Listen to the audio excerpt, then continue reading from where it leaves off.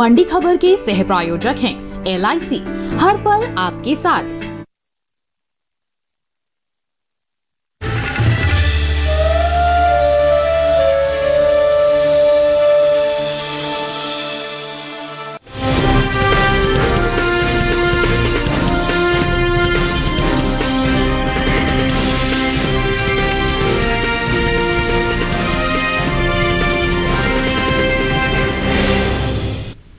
नमस्कार, आप देख रहे हैं दूरदर्शन किसान। मंडी खबर में आपका स्वागत है। मैं हूं आदिति शर्मा।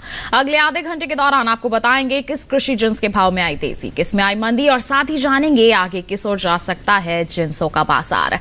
आज हम खास तौर से बात करेंगे हल्दी, मूंग, गेहूं, सरसों, काजू और फूल गोभी की, और इसके अलावा भी कई और जिन्सों के भाव आप मंडी खबर में जान सकेंगे। बाजार के जानकार रवि सिंह से भी भाव पर चर्चा होगी, लेकिन आइए बुलेटिन की शुरुआत करते हैं सुर्खियों के साथ।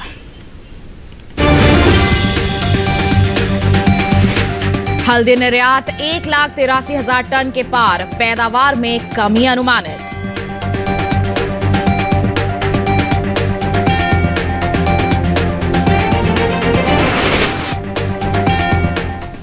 वैश्विक बाजार में भारतीय हल्दी की मांग लगातार बढ़ रही है। जी हां, बीते 5 सालों के दौरान हल्दी का जो निर्यात है लगातार बढ़ रहा है, जिसका असर हल्दी के भाव पर पड़ता दिख सकता है। वहीं इस साल हल्दी की पैदावार में कमी भी आ सकती है। हल्दी के कारोबार पर पेश है हमारी एक खास रिपोर्ट। अंतर्राष्ट्रीय बाजार में हल्दी की मांग जोर पकड़ रही है। साल 2020-21 में हल्दी का निर्यात बीते 5 सालों के मुकाबले सबसे ज्यादा रहा है। भारतीय मसाला बोर्ड की ओर से जारी आंकड़ों के अनुसार वित्त वर्ष 2016-17 में हल्दी का कुल निर्यात 1,16,500 टन का हुआ था। वहीं साल 2017-18 के दौरान हल्दी का निर्यात 1,07,300 टन रहा। हालांकि साल 2018-19 के दौरान हल्दी के निर्यात में बढ़ोतरी हुई और निर्यात 1,33,000 टन के पार पहुंच गया। इसी तरह वित्त वर्ष 2019-20 में हल्दी का निर्यात 1,37,650 टन का हुआ, जबकि साल 2020-21 के दौरान हल्दी के निर्यात में खासा इजाफा देखने को मिला। इस साल हल्दी का निर्यात बीते साल के मुकाबले 45,350 टन बढ़कर 1,83,000 टन के पार पहुँच गया है। आपको बता दें कि भारत में हल्दी की सबसे ज्यादा खेती आंध्र प्रदेश में होती है।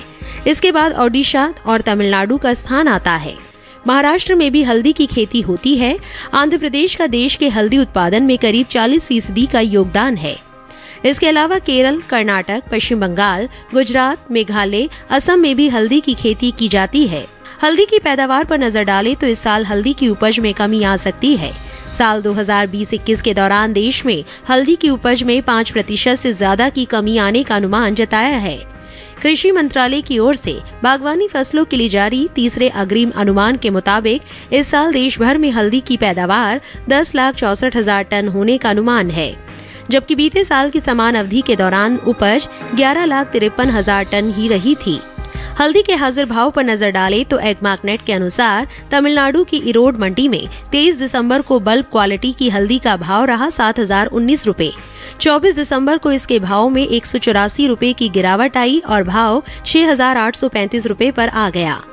इरोड मंडी में 23 दिसंबर को फिंगर क्वालिटी की हल्दी का भाव रहा 7,751 रुपए, जो कि 24 दिसंबर को 113 रुपए टूटकर 7,638 रुपए पर आ गया। वहीं राज्य की ही पेरुंदुरई मंडी में 23 दिसंबर को बल्क क्वालिटी की हल्दी का भाव रहा 7,699 रुपए, जो कि 24 दिसंबर को 500 रुपए लुढ़क कर 7,199 रुपए हो गया। महाराष्ट्र की मुंबई मंडी में इस दौरान हल्दी का कारोबार स्थिर भाव पर हुआ। यहां दोनों दिन यानी 23 और 24 दिसंबर को हल्दी 12,000 रुपए पर बिकी। तो अभी आपने रिपोर्ट के जरिए जाना कि हल्दी के बाजार भाव की हम बात करते हैं तो मिला जुला रुख देखने को मिल रहा है। कहीं स्थिरता है, कहीं यहाँ पर कमी भी देखने को मिल रही है, और वहीं निर्यात काफी अच्छे स्तर पर बना हुआ है। ऐसे में आगे किस तरह के बाजार भाव रह सकते हैं, जानकारी के लिए रुक कर लेते हैं कमोडिटी एक्सपर्ट रवि सिंह का, जो हमारे साथ फोन लाइन पर जुड़ गए हैं। रवि जी, सबसे पहले तो मंडी खबर में स्वागत है आपका। जानना चाहेंगे मौजूदा हालातों को देखते हुए आगे हल्दी के बाजार में किस तरह की संभावनाएं लग रही है आपको?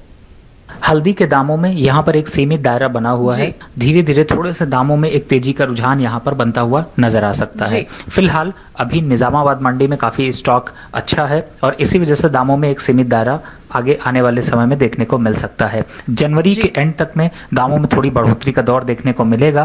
फिलहाल अभी सीमित दायरा ही यहाँ पर बना रहेगा। जी, तो सीमित दायरे में ही कारोबार करते नजर आएंगे। लेकिन आगे आने वाले समय की बात करते हैं तो जैसे आप कह रहे हैं थोड़ी बहुत तेजी देखने को मिल सकती है। किसानों के लिए क्या सलाह रहेगी ऐसे में आपकी? जिन किसान भाई बहनों के पास यहाँ पर हल्दी का स्टॉक है उन्हें जरूर मंडी का रुख करना चाहिए, क्योंकि आने वाले समय में हल्दी के दाम अब आगे मार्च के बाद से गिरते हुए से नजर आ सकते हैं। तो इससे ज्यादा अच्छा है कि आप दिसंबर और जनवरी के महीने में अपने स्टॉक को यहाँ पर निकाल दें। जी बिल्कुल रवि जी, आप बने रहे हमारे साथ। आगे भी अलग अलग जिंसों के बाजार के बारे में हम आपसे जानकारी लेते रहेंगे। ये तो बात हो गई हल्दी की। आइए बढ़ते हैं आगे, रुख करते हैं बाकी की सुर्खियों का। देश में बड़ा मूंग का आयात 1 लाख टन के पार पहुंचा। मूंग का आयात। रबी गेहूं की बुआई ने पकड़ी रफ्तार। बीते साल से आगे चल रही रबी गेहूं की बुआई।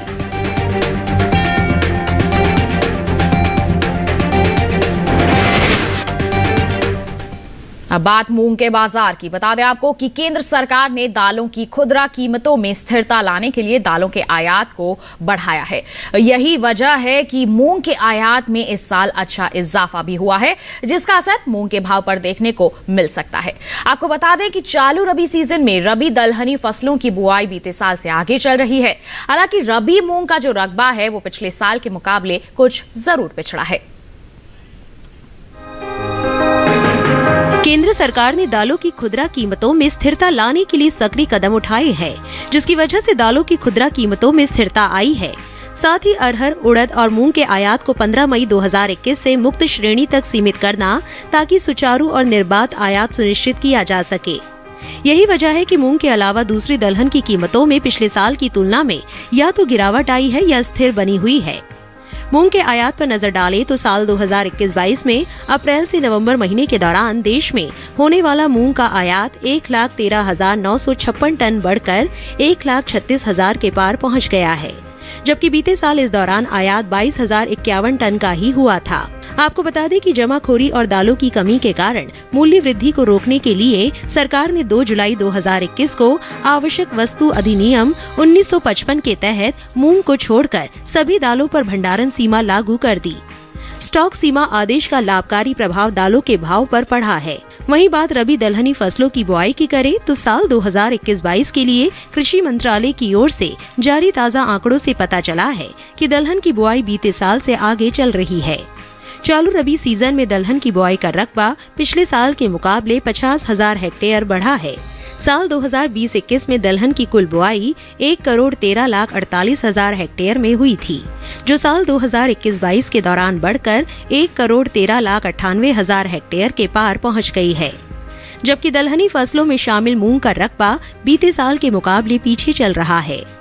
साल 2021-22 के दौरान मूंग की कुल बुआई 21,000 हेक्टेयर घटकर 64,000 हेक्टेयर में हो चुकी है, जबकि साल 2020-21 के दौरान बुआई का रकबा 85,000 हेक्टेयर रहा था। देश के अलग अलग राज्यों में हो रही रबी दलहनी फसलों की कुल बुआई पर नजर डालें तो 3 दिसंबर तक गुजरात में 1,07,000 हेक्टेयर, राजस्थान में 44,000 हेक्टेयर, तेलंगाना में 37,000 हेक्टेयर, झारखंड में 29,000 हेक्टेयर और उत्तर प्रदेश में 25,000 हेक्टेयर के अलावा महाराष्ट्र, मध्य प्रदेश, कर्नाटक, जम्मू कश्मीर, हरियाणा, उत्तराखंड और पंजाब जैसे राज्यों में इस साल दलहन की बुआई बीते साल के मुकाबले अधिक हो रही है। वहीं ओडिशा में 61,000 हेक्टेयर, बिहार में 57,000 हेक्टेयर, तमिलनाडु में 53,000 हेक्टेयर, छत्तीसगढ़ में 45,000 हेक्टेयर और आंध्र प्रदेश में 23,000 हेक्टेयर के अलावा पश्चिम बंगाल और असम में दलहन का रकबा पिछले साल के मुकाबले अभी तक पीछे चल रहा है।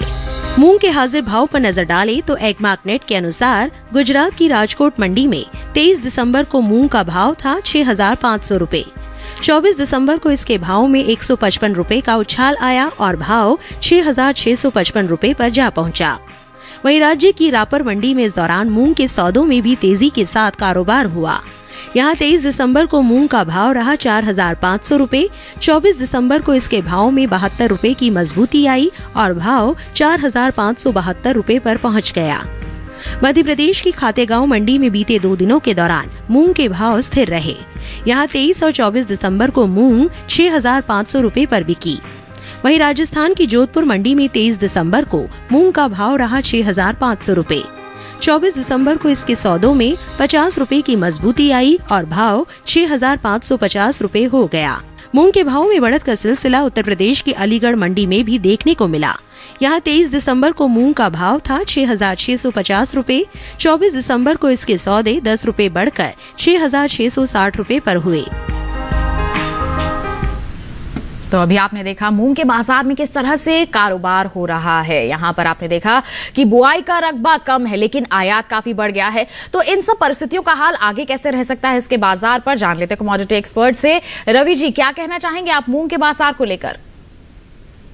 मूंग के दामों में काफी दिनों से एक सीमित दायरा बना हुआ है और दाम ऊपरी स्तर से थोड़ी बहुत मुनाफा वसूली के भी देखने को मिली है। फिलहाल मंडियों में स्टॉक काफी अच्छा है, इस वजह से दामों में बहुत ज्यादा उतार या चढ़ाव का माहौल देखने को नहीं मिल रहा है। अभी दामों में 3 से 5% तक की तेजी यहाँ पर फिर से बनती हुई नजर आ सकती है। फरवरी तक इसके दामों में 8% तक की भी तेजी देखने को मिल सकती है। जी, तो आपका कहना है कि थोड़ी बहुत तेजी यहाँ पर देखने को मिल सकती है। तो ऐसे में हमारे किसान क्या कदम उठाएं जिससे उन्हें फायदा मिल सके? जिन किसान भाई बहनों के पास यहाँ पर स्टॉक है उनको एक बार मंडी का रुख एंड ऑफ जनवरी के आसपास करना चाहिए, क्योंकि दामों में जब तेजी का ट्रेंड आएगा तो उसका फायदा यहाँ पर उठाया जा सकता है। जी बिल्कुल, ये तो बात हो गई मूंग के बाजार की। आइए बढ़ते हैं आगे। केले का बाजार भाव किस प्रकार बना हुआ है देश के अलग अलग मंडियों में, जानकारी देते हैं आपको। यहाँ पर बताएंगे हरियाणा की गुरुग्राम मंडी का हाल। तो केले का भाव यहाँ दर्ज किया गया 2,500 रुपए। हिमाचल प्रदेश की पालमपुर मंडी में भाव रहा 3,150 रुपए। महाराष्ट्र की पुणे मंडी में आप देख सकते हैं बिकवाली हुई 1,000 रुपए पर, जबकि पंजाब की जलालाबाद मंडी में भाव रहा 1,500 रुपए। और ये सभी भाव आवक और गुणवत्ता के अनुसार है। तो जाना आपने केले के बाजार भाव का हाल। और इसी के साथ मंडी खबर में वक्त हो चला है एक छोटे से ब्रेक का। ब्रेक के उस पार बात होगी गेहूं और सरसों की। आप बने रहिए दूरदर्शन किसान पर।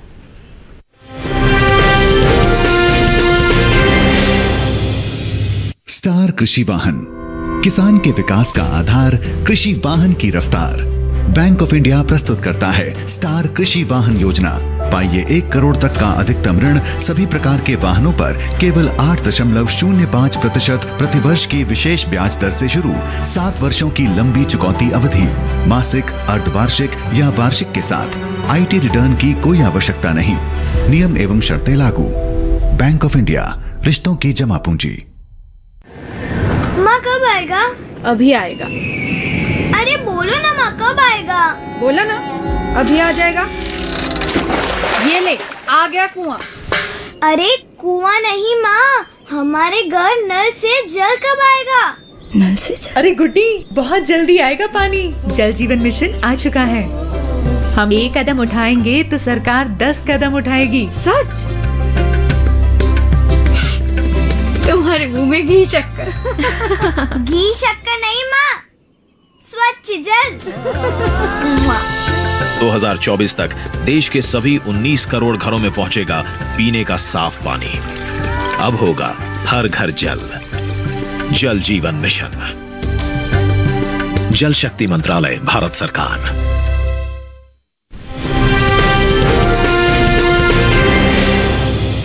ब्रेक के बाद आपका दूरदर्शन किसान पर फिर से स्वागत है।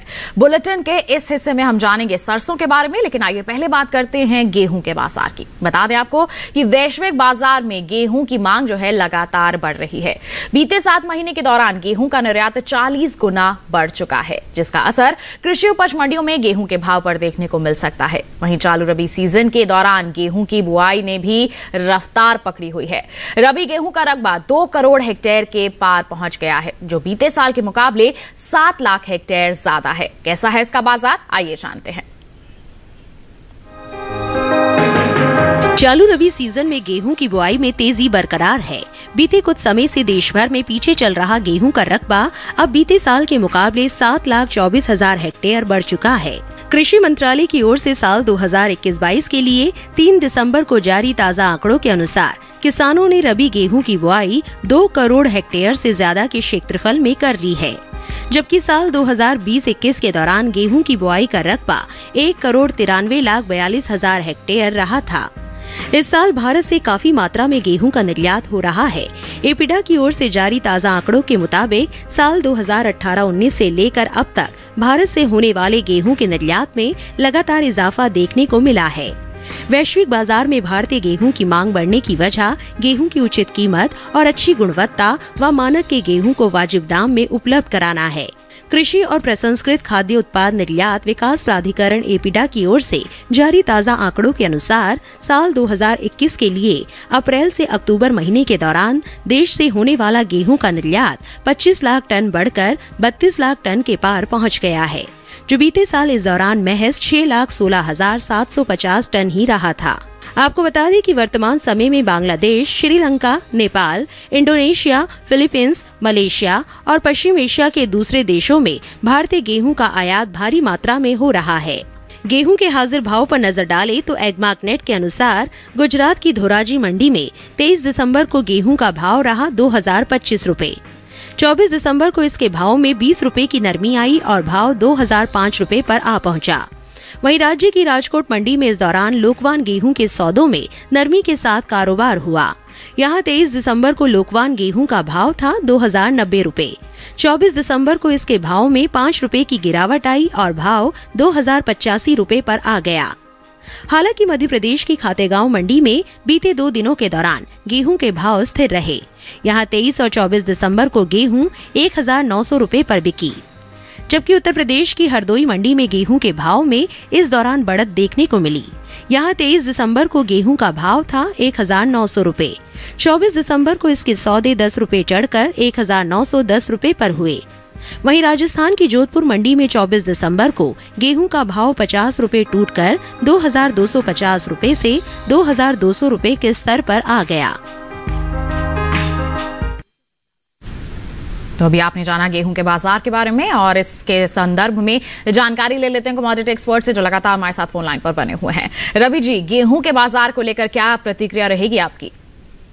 गेहूं के दाम बहुत दिनों से एक तेजी के ट्रेंड में बनते जा रहे हैं और अब चूंकि नया स्टॉक मई और जून में देखने को मिलेगा, फिलहाल अभी यहाँ पर यूपी, एमपी, राजस्थान, पंजाब, इन सभी जगह से देखें तो दामों में एक तेजी का रुझान है और आने वाले समय में दामों में थोड़ी तेजी का ट्रेंड और बन सकता है।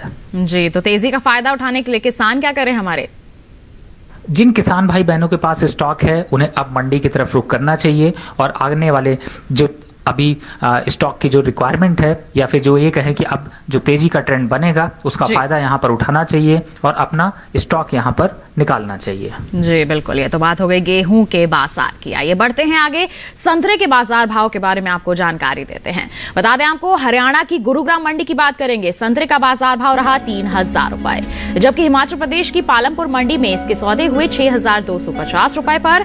वहीं महाराष्ट्र की पुणे मंडी की बात करते हैं तो यहाँ इसकी बिकवाली हुई 4,000 रुपए पर, जबकि पंजाब की जलंधर मंडी में इसके भाव रहे 3,000 रुपए और ये सभी भाव आवक और गुणवत्ता के अनुसार है। संतरे के बाद आइए जानकारी देते हैं आपको अनार के बाजार भाव की। बता दें, हरियाणा की गुरुग्राम मंडी में अनार का भाव रहा 7,000 रुपए, जबकि हिमाचल प्रदेश की पालमपुर मंडी में सौदे हुए 10,750 रुपए पर। वहीं महाराष्ट्र की पुणे मंडी में इसके सौदे दर्ज किए गए 6,000 रुपए पर और वहीं उत्तर प्रदेश की गाजियाबाद मंडी की बात करते हैं तो बिकवाली हुई 5,600 रुपए पर। ये सभी भाव आवक और गुणवत्ता के अनुसार है। अनार के बाद आइए नजर डालते हैं सरसों के बाजार पर। बता दें आपको कि चालू रबी सीजन के दौरान देश के किसान तिलहन की जमकर बुआई कर रहे हैं। देश के कई राज्यों में तिलहन की बुआई चरम पर है और बता दें आपको कि अक्टूबर के मध्य में हुई बारिश के कारण कई क्षेत्रों में रबी तिलहन की बुआई में देरी हुई है। बावजूद इसके पिछले साल के मुकाबले तिलहन का रकबा बढ़ा है। तिलहन के क्षेत्र में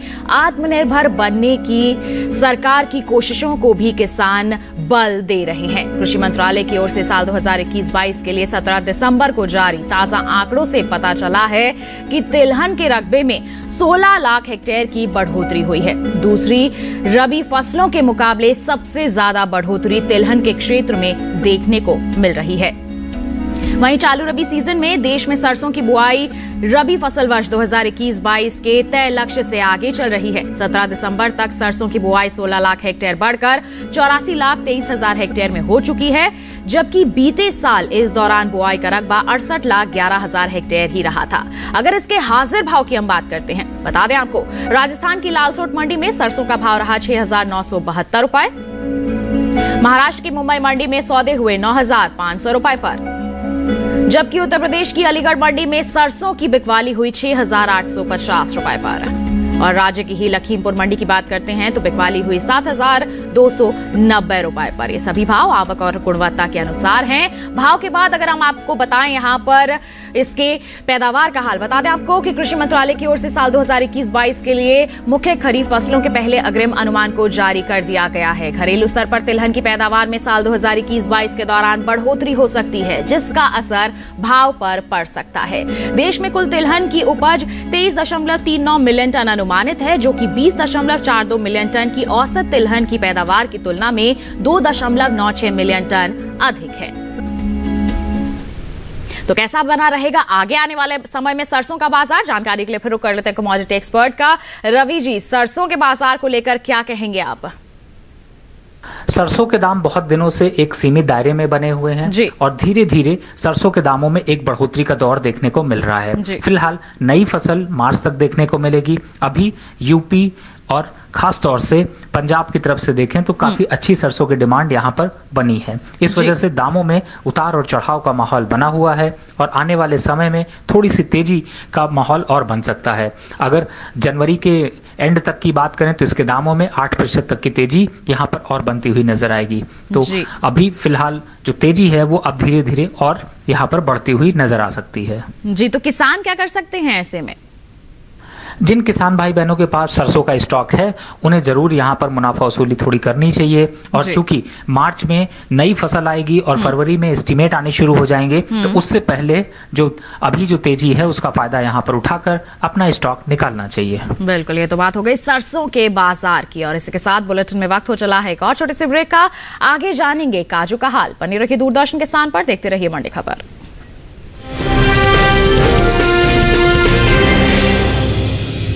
हर जोखिम से निकल कर फसल आए, सुरक्षित हो जाए। फसल बीमा से हर किसान अब आत्मनिर्भर हो जाए। अब सूखा पड़े या बाढ़ आ जाए, कोई डर नहीं। अब ओले पड़े या कीट पतंगे फसल खा जाए, कोई फिक्र नहीं। अब कैसी भी आपदा हमारी फसल पे आ जाए, क्षति होने पर हमारे दावों का उचित भुगतान मिलता है, क्योंकि हमने लिया है प्रधानमंत्री फसल बीमा। बुआई से फसल कटाई तक हर जोखिम का दावा, न्यूनतम प्रीमियम पर अधिकतम भुगतान का वादा। योजना से हर साल जुड़ रहे हैं 5 करोड़ से ज्यादा किसान। अब आपकी है बारी। नजदीकी कृषि कार्यालय, सहकारी समिति, बैंक शाखा, अधिकृत बीमा कंपनी या जन सेवा केंद्र में स्वेच्छा से करा सकते हैं पंजीकरण। फसल बीमा पोर्टल या फसल बीमा ऐप द्वारा भी किया जा सकता है पंजीकरण। प्रधानमंत्री फसल बीमा योजना, आपकी फसलों का संपूर्ण सुरक्षा कवच। कृषि एवं किसान कल्याण मंत्रालय, भारत सरकार। ब्रेक के बाद आपका मंडी खबर में फिर से स्वागत है। अब बुलेटिन में हम बात करेंगे काजू के बाजार की। बता दें कि देश से होने वाले काजू के निर्यात में इस साल कमी देखने को मिली है। काजू का निर्यात बीते साल के मुकाबले घटा है, जिसका असर काजू के भाव पर देखने को मिल सकता है। बीते 5 सालों के दौरान काजू का निर्यात कभी घटा तो कभी बढ़ा है। कृषि मंत्रालय की ओर से जारी ताजा आंकड़ों के मुताबिक साल 2016-17 के दौरान काजू का निर्यात 5,278 करोड़ रुपए का हुआ था, जो साल 2017-18 में 667 करोड़ रुपए बढ़कर 5,945 करोड़ रुपए पर जा पहुंचा। वहीं साल 2018-19 में काजू के निर्यात में कमी आई और निर्यात 4,579 करोड़ रुपए रह गया। वहीं साल 2019-20 के दौरान काजू का निर्यात 4,018 करोड़ रुपए का ही हो सका। लेकिन इस साल काजू के निर्यात में कमी देखने को मिली है। साल 2020-21 के दौरान काजू का निर्यात 3,112 करोड़ रुपए का ही हो सका है। आपको बता दें कि साल काजू की अच्छी पैदावार हो सकती है। कृषि मंत्रालय की ओर से साल 2020-21 के लिए 29 अक्टूबर को बागवानी फसलों के लिए जारी तीसरे आकलन के अनुसार काजू की जो पैदावार है 7,38,000 टन होने का अनुमान है, जो साल 2019-20 के दौरान उपज 7,03,000 टन ही रही थी। यानी काजू की पैदावार बीते साल के मुकाबले 35 लाख टन ज्यादा हो सकती है। इसके हाजिर भाव की अगर हम बात करते हैं तो महाराष्ट्र की मुंबई मंडी में इसका जो बाजार भाव है वो रहा 75,000 रुपए। वहीं तमिलनाडु की अगर हम अंडी मर्दम मंडी की बात करते हैं तो यहाँ पर भाव रहा 11,500 रुपए और ये सभी भाव जो हैं आवक और गुणवत्ता के अनुसार हैं। तो काजू के बाजार के बारे में भी जानकारी ले लेते हैं कमोडिटी एक्सपर्ट से। रवि जी, क्या कहेंगे आप काजू के बाजार को लेकर?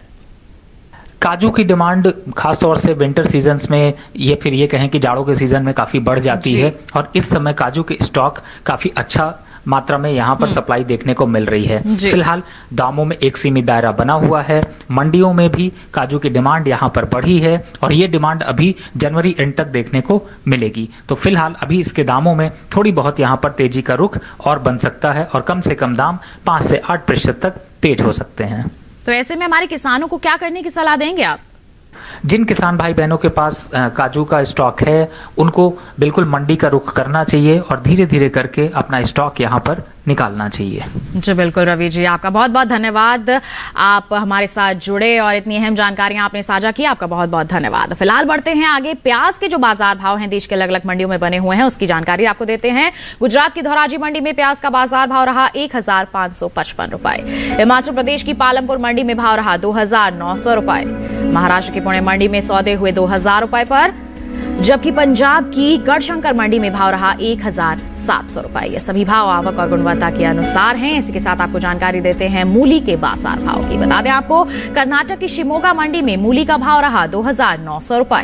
वहीं मध्य प्रदेश की शिवपुर मंडी में बता दें आपको 900 रुपए पर इसकी बिकवाली हुई। पंजाब की जालंधर मंडी में भाव रहा 700 रुपए और उत्तर प्रदेश की अलीगढ़ मंडी में भाव रहा 800 रुपए। ये सभी भाव आवक और गुणवत्ता के अनुसार है। तो जाना आपने, ये था देश की अलग अलग मंडियों का हाल। इसी के साथ आज की मंडी खबर में बस इतना ही। चलते चलते एक विशेष जानकारी आपको दे दें। आप इस QR कोड को स्कैन कीजिए, आप हमारे YouTube चैनल पर पहुंच जाएंगे। आप देश के अलग अलग मंडियों का हाल जान सकते हैं मंडी खबर के साथ। तो बस आज के लिए इतना ही। आप बने रहिए दूरदर्शन किसान पर। हमें दीजिए इजाजत। नमस्कार।